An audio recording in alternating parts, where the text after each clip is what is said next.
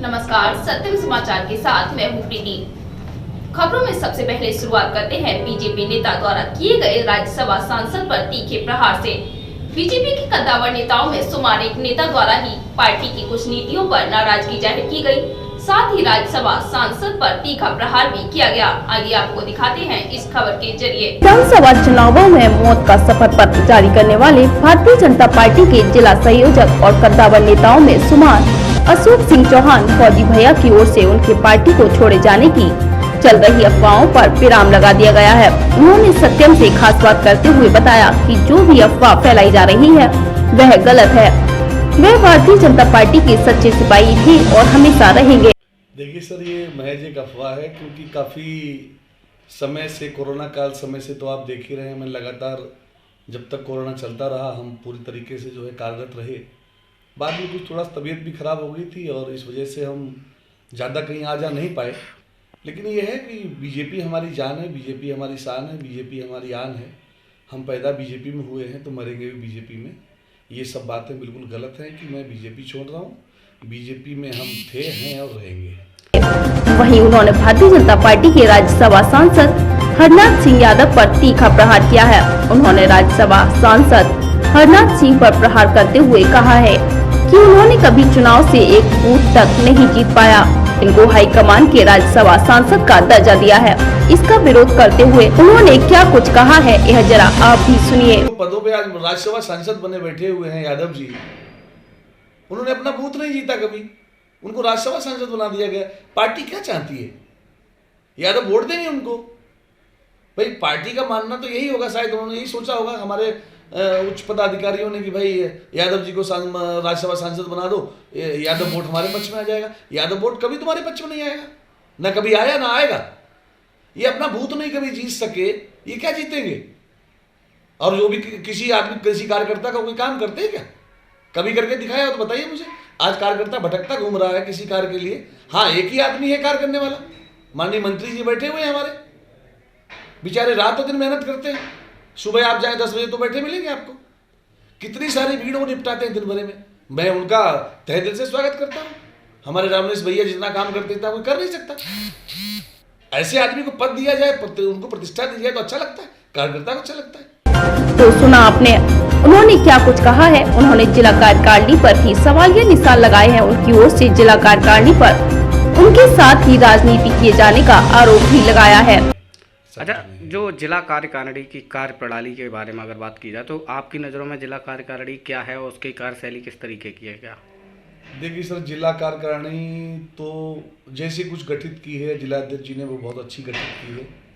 क्योंकि हम लोग तो सिर्फ इसीलिए मारे जा गए कि हम तो क्षत्रिय हैं, और क्षत्रिय समाज का काम केवल इतना ही है कि हम लोग जाएं और शहीद हो जाएं बॉर्डर पे जा कर के, और हमारी जो औरतें हैं वो विधवा हो जाएं, हमारे बच्चे जो हैं यतीम हो जाएं। हम लोगों का तो यही काम है। अगर कोई और जाति के होते तो आज हम भी नेता बने बैठे होते, कहीं हमें भी पद मिला होता। बाहर से जो लोग आए जिन्होंने आकर के भारतीय जनता पार्टी में कोई काम नहीं किया, खाली जब विधानसभा का चुनाव हुआ था उस समय मैं आपको बताऊं तो लोग मुझसे कहते थे कि तुम क्यों मरे जा रहे हो? अरे मैं इसलिए मरा जा रहा था कि मुझे जिताना था, मुझे पार्टी को जिताना था, मेरी विधायक को जिताना था, इसलिए मैं मरा जा रहा था। और मैंने वो अपने कर्तव्य का पालन भी किया। तो हमें क्या मिला? लेकिन जिनको मिला उनको ही सब कुछ मिला। जो बाहर से आए गंगा जी की तरह धुल गए, साफ सुथरे हो गए और उनको पद बांट दिए गए। वो सब कुछ अच्छा ही है, कोई दिक्कत नहीं है, क्या करोगे? तो इन सब जो जिस तरीके की आप बात कर रहे हैं तो लग रहा है कि मन में कहीं ना कहीं ऊपर की राजनीति की बात करें या राजनीति आपके साथ भी हो गई है, ऐसा लग रहा है। देखिए सर ऐसा है, राजनीति तो मेरे साथ हुई है। जब चंदे का समय आया था, चुनाव के समय में मैंने 1 लाख रुपए चंदा दिया। मैनपुरी में किसने 1 लाख रुपए चंदा दिया था? जिनको वहीं उन्होंने केंद्र सरकार की योजनाओं और नीतियों पर भी प्रश्न चिन्ह खड़े किए हैं। कई योजनाओं को जनता विरोधी योजनाएं बताया गया है, जरा यह भी सुनिए। देखिए सर, प्रधानमंत्री जी ने बहुत अच्छे कार्य किए। उन्होंने जितनी भी योजनाएं चलाई सभी योजनाएं बहुत अच्छी थी हैं। आज तक जो उन्होंने किया है देश में किसी प्रधानमंत्री ने नहीं किया। लेकिन मुझे लगता है कहीं न कहीं उन्होंने बहुत बड़ी गलतियां भी की हैं। देश के ऊपर जो सबसे बड़ा उन्होंने एक जीएसटी का जो लादा, जिससे छोटा वर्ग व्यापारी सब खत्म हो गया, उसके बाद उन्होंने एक जो गवर्नमेंट ई मार्केटिंग सिस्टम जो लेके आए वो जेम के थ्रू टेंडरिंग प्रक्रिया करने के लिए, आज मुझे लगता है कि जितना भी छोटा ठेकेदार था जिसका 8 से 10 करोड़ तक का टर्नओवर था, मैं खुद ही उसका भुक्तभोगी हूँ। जहाँ पर मेरे पास 590 सिक्योरिटी गार्ड काम करते थे, आज के समय में मेरे पास 100 आदमी काम नहीं कर रहे, क्योंकि जेम के थ्रू सभी बड़े बड़ी मछलियाँ जो आई वो छोटी मछलियों को खा गई। इन्होंने ऐसा सिस्टम लेकर के आए, उस सिस्टम से हम लोग जो है वो फेल हो गए, क्योंकि हम लोकल के थे। लोकल को 2 बिट सिस्टम पे आना चाहिए, छोटे टेंडर जो 2 बिट पे आने चाहिए, वो पेन से लेके पेंसिल तक और करोड़ों से लेके अरबों तक के काम सब जेम पे करने लगे। ये तरीके गलत है, ये नहीं होना चाहिए था। और जीएसटी का मामला ऐसा है कि हमें पैसा सरकार नहीं देती है, हमें बिल हमारे फंसे पड़े हैं, लेकिन फिर भी हम जीएसटी भर रहे हैं। कहाँ तक भरेंगे, कब तक भरेंगे? घर बेच दें। ये इस तरीके से तमाम लोगों ने अपने धंधों को बंद कर दिया, जिससे बेरोजगारी जो चरम बढ़ा। सबसे ज्यादा जो बेरोजगारी का मुद्दा है, बेरोजगारी जिस तरीके से बढ़ी है, उस पर कहीं न कहीं प्रधानमंत्री जी को बहुत बड़ा ध्यान देने की जरूरत है। क्योंकि आप खुद सोच सकते हो, 400 लोग तो मेरे पास से बेरोजगार हो गए।